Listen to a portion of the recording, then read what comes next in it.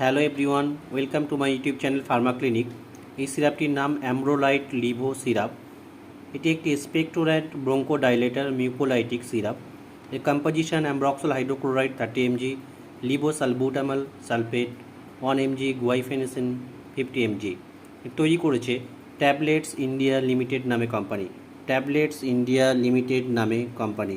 এটি ব্যবহার করা হয় ওয়েট কাপ অর্থাৎ ভিজা কাশিতে, বুকের মধ্যে গলার মধ্যে কফ জমে থাকলে এই সিরাপটি ব্যবহার করলে কফগুলো খুব সহজে বেরিয়ে যেতে সক্ষম হয়।